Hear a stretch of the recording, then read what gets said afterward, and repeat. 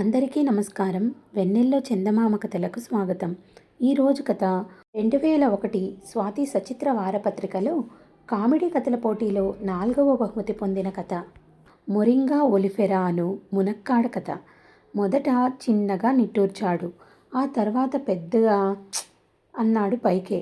ఆ పైన గట్టిగా ఊపిరి పీల్చి వదిలాడు. రాధకేసి చూసి అన్నాడు విరక్తిగా. రెండోసారి అన్నదెవరో తెలియక ఆశ్చర్యంగా చూస్తున్న గోపాలం కేసి కోపంగా చూసి చెప్పాడు జడ్జి. ఆ రెండో అన్నది నాది. అంటే మీరు కూడా మీ ఆవిడ నుంచి విడాకులు కోరుకుంటున్నారా సార్? అన్నాడు గోపాలం ఆశ్చర్యంగా. జడ్జి గారి కళ్ళజోడు ముక్కు మించి జారిపోయింది. దాన్ని పైకి తీసుకుంటూ, నేను అన్నది అందుకు కాదు, నువ్వు విడాకులు ఎందుకు కావాలనుకుంటున్నావో చెప్పమని. 5 నిమిషాలైంది. మొహంలో అన్ని రకాల ఫీలింగ్స్ చూపిస్తున్నావు కానీ జవాబు చెప్పకుండా టీవీ డైలీ సీరియల్లో సాగదీస్తున్నావు.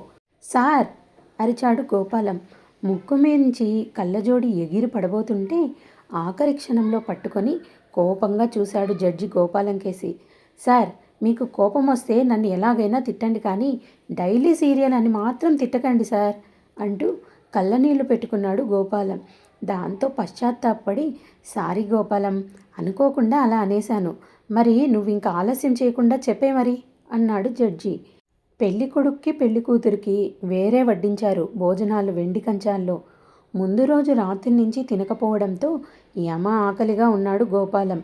విస్తర్లో ఉన్న పదార్థాలు ఏమిటా అని కూడా చూడకుండా దాడి చేశాడు. కూరలయ్యాక సాంబారు పోసుకుని ముద్ద నోట్లో పెట్టుకోబోతుండగా జుర్రుమని వినిపించింది. అనుమానంగా పక్కకి చూసిన గోపాలం కెవ్వుమని కేకేశాడు. చేతిలో మునక్కాడ ముక్కని మునిపళ్లతో గుచ్చి పీలుస్తూ తన్మయత్వంలో ఉన్న రాధ అదిరిపడింది. ఏమైందేమిటంటూ అంతా తలోవైపు నుంచి పరిగెత్తుకొచ్చారు. ఎక్కడిదా మునక్కాడా అన్నాడు గోపాలం కళ్ళు పెద్దవి చేసి. ఆర్డీఎక్స్తో రెడ్ హ్యాండెడ్గా పట్టుబడ్డ ఐఏఎస్ తీవ్రవాదిని ఇంటరాగేట్ చేస్తున్నట్టుగా. ఓ క్షణం గోపాలం ఏమడుగుతున్నాడో అర్థం కాలేదు రాధకి. అర్థమయ్యాక, ఎక్కడిదేంటి? సాంబార్లోది. ఏం అంది ఆశ్చర్యంగా. ఏదో బాంబు పట్టుకున్న ఫీలింగ్తో చేతిలో ఉన్న ముద్దని విస్తర్లోకి వదిలేసి, అయితే ఈ సాంబార్లో మునక్కాడ వేశారన్నమాట అన్నాడు. అవునంది రాధ రాబోయే ప్రమాదాన్ని ఊహించలేక. అంతే, సిరికించప్పడన్న లెవెల్లో దిగ్గున లేచాడు. ఏమైందంటూ కంగారు పడుతున్న పెళ్లి పెద్దల్ని పట్టించుకోకుండా. అల్లుడు అంటూ పిలుస్తున్న మావగారిని ఖాతరు చేయకుండా పెద్ద పెద్ద అంగలేస్తూ విడిదిలోకి వెళ్ళిపోయాడు. పెళ్లి కొడుక్కి కోపం వచ్చిందనే వార్త గుప్పుమంది పెళ్లి పందిట్లో. తమ వల్ల జరిగిన మహాపరాధమేమిటో తెలియక తర్జన భర్జనలో పడ్డారు ఆడపెళ్లివారు. ఇటు రాధేమో అర్ధాకలితో చేతులు కడిగేసుకొని దిగాలుగా కూర్చుంది. ఈలోగా ఆగమేఘాలపైన ఎగిరొచ్చి పడ్డాడు పెళ్ళికొడుకు తండ్రి. వస్తూనే, బావగారు, కంగారు పడాల్సింది ఏం లేదు. హడావిడిలో మీకో విషయం చెప్పడం మర్చిపోయాను. మా వాడికి మునక్కాడంటే పడదు. మునక్కాడతో చేసిన ఏ వంటైనా తినడం మాటలా ఉంచి కనీసం వాసన కూడా చూడడు. అది ఎవరైనా తింటున్నా కనీసం ఆమడ దూరంలో ఉంటాడు. అది సంగతి. కాబట్టి కాస్త పులుసో సాంబారో ఏదో ఒకటి వేరే చేయించండి. అబ్బాయికి నేను చెప్పి తీసుకొస్తాను. గబగబా భోజనాలైతే వర్జం వచ్చేలేపు మేం బయలుదేరాలి కానియండి అంటూ వెళ్ళిపోయాడు. అమ్మయ్యా, ఎంత కంగారు పెట్టేశాడు అబ్బాయి. అయినా ములక్కాడ కోసం ఇంత రభసా అని ఊపిరి పీల్చుకున్నారు పెళ్లి పెద్దలంతా. కానీ రాధ ఊపిరి పీల్చడం మానేసింది. అది ఎవరైనా తింటున్నా కనీసం ఆమడ దూరంలో ఉంటాడు. ప్రపంచంలో అసలు మునక్కాడ తినని వాళ్ళు ఉంటారని తను అనుకోనైనా అనుకోలేదు. ఇక మునక్కాడ లేని సాంబారుని కలలో కూడా ఊహించనైనా ఊహించలేదు. ఆకులో సగం తిని వదిలేసిన మునక్కాడ ముక్కకేసి దిగులుగా చూసింది. ఆ పైన చిన్నగా నిట్టూర్చింది. ఈ జన్మకిక ఆ రుచి నా నాలుక్కి సోకదేమో అనుకుంది. మనసు చంపుకొని నోరు కట్టుకొని ఉండాలేమో అని నిరాశపడింది. ఇక రుణం తీరిపోయినట్టే అని నిశ్చయము చేసేసుకుంది. అది గమనించిన తల్లి కూతురి దగ్గరకొచ్చి చిన్నగా చెప్పింది. ఎప్పుడో ఎవరో వంటరాని వాళ్ళ చేత్తో తిని విరక్తి పెంచుకుని ఉంటాడు అల్లుడు. లాలించో బుజ్జగించో బెదిరించో ఒక్కసారి నీ చేత్తో వండి పెడితే ఇక మళ్ళీ మునక్కాడు వదిలి పెడతాడా ఆలోచించు. నువ్వెంత మంచిదానివే అమ్మా అంటూ వాటేసుకుంది రాధ కర్తవ్యం బోధపడి. రాధా! వంటింట్లో నుంచి రాధ ఆగమేఘాల మీద పరిగెత్తుకొచ్చిందా అరుపుకి. ఇదేంటి అన్నాడు గోపాలం. కోపంగా చూపించిన వైపు చూసింది. చచ్చాం, పడక పడక ఇవి ఈయన కంటబడ్డాయా అని లోపల అనుకుని పైకి మాత్రం డాంబికంగా చంపేశారు. ఈ మునక్కాడలు చూసా అలా అరిచారు. ఇంకేమైందో అని హడలి చచ్చాను అంది. అవే మన ఇంట్లోకి ఎలా వచ్చాయే? నేను కూరలు తెచ్చినప్పుడు తేలేదు కదా.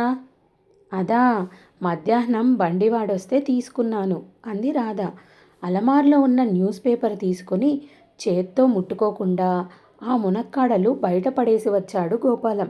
కళ్ళెమ్మట నీళ్లు వచ్చాయి రాధకి. లేతగా పొడుగ్గా మెరుస్తూ ఎంత ముద్దొస్తున్నాయో. వాటిని అసలు బయట ఎలా పడేయబుద్దేసింది మీకు? గయ్యమని లేచాడు గోపాలం. నీకు చెప్పానా, వాటిని చూస్తేనే నాకు అసహ్యం. ఇంకెప్పుడు అవి కొనకు. అడ్డమైన గడ్డి లొట్టలేసుకుంటూ తింటారు. ఆ బంగాళాదుంపలు వాతం, వంకాయ బెండకాయ దురద, గుమ్మడికాయ వేడి, అవన్నీ ఇష్టంగా తింటారు. ఒంటికి మేలు చేసే మునక్కాడ పనికిరాదా? అందులో ఎన్ని విటమిన్లుంటాయో తెలుసా? ఎన్ని విటమిన్లైనా ఉండని, నాకు ఇష్టం లేదంటే ఇష్టం లేదంతే. నా మాట వినండి. ఆత్మస్థుతి పనికిరాదు కానీ నా చేత్తో మునక్కాడ కూర తిని మెచ్చని నాలుక, మారు అడగని నోరు ఈ భూమి మీద లేదంటే లేదు. వండింది వండకుండా 20 రకాలుగా నేను వండితే ఆ వాసనకి అటూ ఇటూ 2 వీధుల వాళ్ళంతా వచ్చి అడిగి మరీ పట్టుకెళ్ళిపోతే మాకందరికీ తలో ముక్క కూడా మిగిలేది కాదు. ఆఖరికి ఒక్కసారి నేను వండితే తిని చూడండి. అప్పటికీ నచ్చకపోతే మీరే కాదు, నేను కూడా ఇక ఈ జన్మకి ముట్టను అన్నది రాధ. అమంగళం ప్రతిహతమవుగాక అన్న లెవెల్లో చెవులు మూసుకున్నాడు గోపాలం.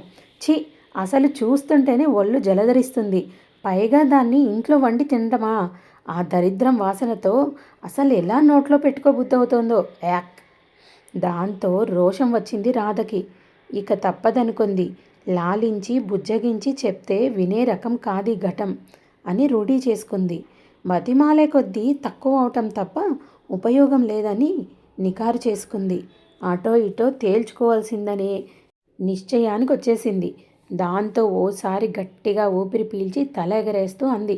అంత దరిద్రం వాసనేస్తుందే? భేషుగ్గా. అసలు నోట్లో పెట్టుకోబుద్ధి కాదేం? అవునన్నాడు గోపాలం. అందుకే కాబోలు లొట్టలేసుకుంటూ చేతులు నాక్కుంటూ మరీ తిన్నారు సాంబారంతా అన్నది. వాసన కూడా మిగల్చకుండా జుర్రేశారు. ఎప్పుడూ ఇంత రుచి లేదంటూ. దాంతో ఏదో అనుమానం తలెత్తి ఇంతింతై వటుడింతై అన్నట్టు అది పెరిగి పెద్దదైపోయి ఇటు తిరిగి పరకాయించి చూడగా చేతులు నడుంపై వేసుకుని విరుచుకుని నుంచుని తల ఊపింది రాధ. అవును, ఆ సాంబార్లో మునక్కాడ వేశాను. ఆ ముక్కలు మాత్రం మీరు చూడకుండా వేరే గిన్నెలో దాచాను. ఆ మునక్కాడ ఉడికిన సాంబారే మీరు బావుందని లొట్టలేసుకుంటూ తాగేశారు. అదిరిపడ్డాడు గోపాలం. అంటే నువ్విన్ని రోజులు సాంబారులో అంటూ ఆ పైన ఏమనడానికి నోరు పెగలక ఆపేశాడు. అవునా, ఒక్క సాంబార్లోనే ఏం కర్మ, పులుసులోనూ మొన్న చేసిన వెజిటేబుల్ కుర్మాలోనూ అన్నిట్లోనూ మునక్కాడలు వేశాను. ఎటొచ్చి ఆ ముక్కలు మాత్రం వండాక వేరే తీసి దాచిపెట్టేసి మీరు ఆఫీస్కి వెళ్ళాక తింటున్నాను అంది రాధ. కాబట్టి నన్ను చీట్ చేసి నా చేత మునక్కాడ తినిపించిన ఈ మోసగత్తెతో కలిసి కాపురం చెయ్యలేను. కనుక నాకు వెంటనే విడాకులు మంజూరు చేయమని కోరుకుంటున్నాను యువర్ ఆనర్ అన్నాడు గోపాలం ఆవేశంగా. జడ్జి గారి ముక్కు మీద కళ్ళజోడు కిందకి జారింది మళ్ళీ. దాన్ని సరిగ్గా సర్దుకుంటూ తీర్పు రాసి చదివాడు ఆయన. గోపాలంకి ఇష్టం లేని మునక్కాడని రాధ కావాలని అతనికి తెలియకుండా తినేలా చేసిందని, ఆ రకంగా ఇష్టపూర్వకంగా అతనిలో ఉన్న విశ్వాసాలని, వ్యక్తిగత స్వేచ్ఛని భంగపరిచేలా ప్రవర్తించిందని కోర్టువారు నమ్మి ఈ పరిస్థితిలో ఆమెతో కలిసి కాపురం చేయలేని గోపాలం నిస్సహాయతని గమనించి విడాకులు మంజూరు చేయడమైనది. అమ్మాయి, నీకో విషయం చెప్పాలి. ఈ తీర్పు ఇలా వస్తుందని నాకు ముందే తెలుసు. ఎందుకంటే ఆ జడ్జి గారికి గోపాలంలో మునక్కాడంటే అయిష్టం అంది రాధ పక్కనున్నావిడ. మీకెలా తెలుసు అంది రాధ. ఆయన మా ఆయనే కాబట్టి. నాకు నీలాగే మునక్కాడంటే ప్రాణం. ఆయన బాధపడలేక తినడం మానేశాను. అయితే మొగుళ్ళకి మునక్కాడ ఇష్టం లేని పిల్లలంతా నోరు కట్టుకునో లేక విడాకులు తీసుకునో బతకాల్సిందేనా? దానికి ప్రతిగా మనం ఏం చెయ్యలేమా? అంది ఆవిడ ఉక్రోషంగా. చెయ్యగలం. నేను వెంటనే హైకోర్టుకి అప్పీల్ చేస్తాను. సాయంత్రం ప్రెస్ మీట్ పెట్టి ఈ అన్యాయం అందరికీ తెలిసేలా చేస్తాను అంది రాధ ధీమాగా. ఆ మర్నాడు పేపర్లో ఆ వార్త వచ్చింది. ఒక పత్రిక అయితే ఈ విషయమై పాఠకులని చర్చకి ఆహ్వానించింది. వివిధ ఫెమినిస్ట్ సంఘాలు వెంటనే సమావేశమై రాధ కొన్న మునక్కాడలని గోపాలం బయటపడేయడం తరతరాలుగా మగవాడిలో పేరుకుపోయిన దురహంకారానికి తార్కాణమని, అసలు మొగుడా మునక్కాడా అన్న విషయంలో జాతీయ స్థాయి చర్చ జరగాలని రాధ వెనుక తామంతా ఉన్నామని ప్రకటించాయి. హైకోర్టులో ఆ కేసు హియరింగ్ రోజు తనే వాదించుకుంటానంది రాధ. యువర్ ఆనర్, అసలు ఈ మునక్కాడ ఇప్పటిది కాదు. రామాయణంలో హనుమంతుడు లంకా దహనానికి వెళ్లే ముందు ఈ మునక్కాడ కూర తిని వెళ్ళాడని మా బామ్మ చెప్పేది. బకాసురుడిని చంపేందుకు వెళ్లే ముందు భీముడు కూడా మునక్కాయ సాంబారుతో అన్నం తినే వెళ్ళాడట. అసలు శౌనకాది మునులు కూడా కందమూలాలతో పాటు మునక్కాడ తినే ఉంటారు. మొరింగా ఒలిఫెరా అనేది దీని శాస్త్రీయ నామం. తమిళనాడు ప్రజలు పూజించే మురుగా అనే శబ్దం నుంచి మొరింగా అనే మాట వచ్చిందని నా అభిప్రాయం. అందుకే తమిళనాడులో అందరూ మునక్కాడ వేసే సాంబారు చేస్తారు భక్తి ప్రపత్తులతో. మునక్కాడకి ఇంత చరిత్ర ఉందని తెలిసి జడ్జి ఆశ్చర్యంతో మూర్ఛపోయింది. వెంటనే రాధ అటెళ్ళి తన చేతిలో ఉన్న సీసాలో ద్రవం ఆమె మొహం పైన చల్లగానే లేచి కూర్చొని, ఏమిటది అంది ఆశ్చర్యంగా. మునక్కాడ కషాయం యువర్ ఆనర్. స్పృహ తప్పిన వాళ్ళకి, పాము కాటికి గురైన వాళ్ళకి ఇది అద్భుతంగా పనిచేస్తుంది. ఓ కప్పు మునగాకు రసంలో 80 కప్పుల ఆవు పాలు ఇంకా అనేక పళ్ళు కలిపితే ఉన్నన్ని పోషకాలుంటాయి. అది కానీ చల్లార్చి వడగట్టి తాగితే రక్తం శుభ్రపడి అందులో ఉన్న కాల్షియం వల్ల ఎముకలు గట్టిపడతాయి. ఆషాఢమాసంలో ఆదివారం మునగాకును తెలగపిండితో కలిపి వండి తింటే మంచిదని పురాణాలలో ఉందట. ఈ మధ్య తెలిసిన ముఖ్యమైన విషయం ఏమిటంటే ఈ ములక్కాడ కూర తినే వాళ్ళలో రోగనిరోధక శక్తి కూడా ఎక్కువ అవుతుందట. అంటే మనమంతా భయపడే ఎయిడ్స్ నుంచి కూడా ఇది రక్షిస్తుందన్నమాట. జడ్జి మళ్ళీ మూర్ఛపోయింది.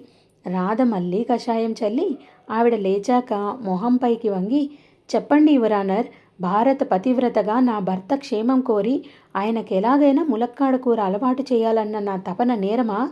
ఇంత మేలు చేసేదాన్ని తినిపించాలనుకోవడం తప్ప అంది ఆవేశంగా. మరి నువ్వు నన్ను పైకి లేవనిస్తే తీర్పు చెప్పేస్తానమ్మాయి అంది ఆవిడ.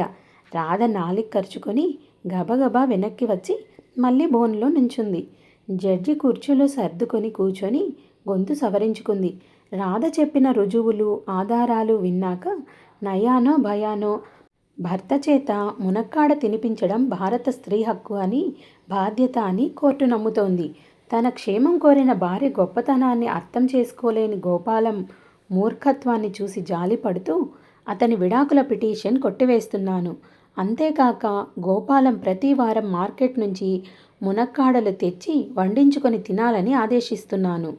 ఇది అన్యాయం, స్త్రీ పక్షపాతంతో ఇచ్చిన తీర్పు. దీని వెనక ఏదో విదేశీ హస్తం ఉందని నా అనుమానం. నేను ఈ తీర్పుని సుప్రీంకోర్టులో సవాల్ చేస్తాను అన్నాడు గోపాలం బయటకొచ్చి విలేకరులతో. దేశవ్యాప్తంగా ఈ విషయం సంచలనం రేకెత్తించింది. బీబీసీ నుంచి ఓ రిపోర్టర్ రాధని గోపాలాన్ని ఇంటర్వ్యూ చేయడానికి వచ్చాడు. moringa.com పేరుతో ఓ సంస్థ వెబ్సైట్ ప్రారంభించింది. ఈలోగా గోపాలాన్ని చూసి ఉత్తేజితులై చాలామంది ఈ తరహా కేసులు వివిధ రాష్ట్రాలలో కోర్టులలో నమోదు చేశారు. అయితే ఈ కేసు సుప్రీంకోర్టు పరిధిలో ఉన్నందువల్ల దేశంలో వివిధ కోర్టులలో ఉన్న ఈ తరహా కేసులన్నీ సుప్రీంకోర్టుకి తక్షణమే బదలాయించాలని ప్రధాన న్యాయమూర్తి ఆదేశించారు. ప్రతిరోజు రాధ, గోపాలం గురించి స్పెషల్ ఐటమ్స్ అన్ని పేపర్లలోనూ వస్తున్నాయి. చాలా హోటళ్లలో రాధా స్పెషల్ అని మునక్కాడతో వివిధ రకాల వంటలు చేయడం మొదలెట్టారు. కొన్ని స్టార్ హోటల్స్ అయితే మొరింగా ఫుడ్ ఫెస్టివల్ అని ప్రచారం చేసి ప్రజలని ఆకర్షించడం మొదలెట్టాయి. దాంతో మార్కెట్లో మునక్కాడల రేటు విపరీతంగా పెరిగిపోయింది. పేద ప్రజలకి మునక్కాడ అందించలేని అసమర్థ ప్రభుత్వం దిగిపోవాలని ప్రతిపక్షం డిమాండ్ చేసింది. సుప్రీంకోర్టులో ఆ కేసు విచారణ రోజు అన్ని ప్రముఖ ఛానల్స్ ప్రత్యక్ష ప్రసారం చేస్తున్నాయి. కోర్టు ప్రొసీడింగ్స్ని అంతా ఆసక్తిగా చూస్తున్నారు. ఇద్దరి వాదనలు విన్నాక తీర్పు లంచ్ తర్వాతకి వాయిదా వేశాడు జడ్జి. లంచ్ అయ్యాక జడ్జి కోర్టులోకి రాగానే కెమెరాలన్నీ ఆయనపైకి ఫోకస్ అయ్యాయి. ఈ కేసు చాలా సున్నితమైంది, జటిలమైనది, వివిధ ప్రాంతాల ప్రజలు సెంటిమెంట్స్తో ముడిపడి ఉన్న అంశం. కాబట్టి అన్ని వైపుల నుంచి ఆలోచించి నిర్ణయం తీసుకోవాలి. ముందా కోర్టులలో తీర్పులు వ్యక్తిగత ఇష్టాయిష్టాలతో ప్రభావితమయ్యాయని నేను భావిస్తున్నాను. స్థూలంగా చూస్తే మన దేశంలో ప్రజలని మునక్కాడ తినేవారు, తిననివారుగా రెండు రకాలుగా విభజించవచ్చు. ఏ న్యాయమూర్తి అయినా ఖచ్చితంగా ఈ రెండింట్లో ఏదో ఒక కోవకు చెంది ఉంటారు కాబట్టి ఆ మేరకి తీర్పు ప్రభావితమవుతుంది. అందుకే నేను వివిధ న్యాయ నిపుణులతో చర్చించి ఒక నిర్ణయానికి వచ్చాను. అంతా టెన్షన్గా చూస్తున్నారు. ఇక్కడున్న ఓ నలుగురు విదేశీ రాయబారులకి నేను ఈరోజు నాతో లంచ్కి ఆహ్వానించాను. ఓ స్టార్ హోటల్ చీఫ్ కుక్తో మునక్కాడతో 2 రకాల కూరలు వండించాను. అందులో ఒకటి కావాలనే రుచి పచి లేకుండా చెత్తగా ఉండేలా వండమన్నాను. ఈ నలుగురు మొదటిసారి మునక్కాడ తిన్నారు. లంచ్ అయ్యాక నేను వాళ్ళ అభిప్రాయాలు అడిగాను. ఒకతను చెత్తగా వండించిన కూరని బాగుందని, బాగా వండించిన కూరను బాగోలేదని అన్నాడు. ఇంకో అతను రెండూ బాగున్నాయన్నాడు. మరొక అతను రెండూ బాగోలేదన్నాడు. ఆపి మళ్ళీ కంటిన్యూ చేశాడు. దీన్ని బట్టి చూస్తే బాగుండడం లేకపోవడం అన్నది రిలేటెడ్. అవి సొంత అనుభవాలను బట్టి, ఇష్టాలను బట్టి ఉంటాయి. ఇష్టమైన దాన్ని తినడం, ఇష్టం లేని దానిని తినకపోవడం అనే హక్కు ప్రతి ఒక్కరికి ఉంటుంది. ఒకరి అభిప్రాయాలని మరొకరు గౌరవించుకోవాలి. రాధా గోపాలం కేసులో రాధ గోపాలానికి తెలియకుండా మునక్కాడ తినిపించి అతని విశ్వాసాలకి, స్వేచ్ఛకి భంగం కలిగించింది. అయితే అలాగే గోపాలం కూడా రాధ కొన్న మునక్కాడలని బయటపడేసి ఆమె హక్కుని కాలరాశాడు. అయితే సాంబారులో మునక్కాడ వేశారని తెలియకముందు బాగుందని, వేశారని తెలిసాక బాగోలేదని అనే హక్కు గోపాలంకి ఉంది. ప్రతి వ్యక్తికి తన అభిప్రాయాలని మార్చుకునే హక్కు ఉంది. కాగా ఈ కేసులో ఇద్దరూ పరస్పరం ఒకరి స్వేచ్ఛనొకరు హరించి రాజ్యాంగబద్ధంగా అవతలి వాళ్లకున్న హక్కును భంగపరిచారు. కాబట్టి ఆ కారణంతో విడాకులు అడుగుతున్న గోపాలం కోరికను కోర్టు నిరాకరిస్తోంది. అయితే ఒకవేళ రాధ కూడా విడాకులు కావాలని అడిగితే అప్పుడు ఈ విషయం పునరాలోచించడానికి కోర్టుకి ఎటువంటి అభ్యంతరమూ లేదు.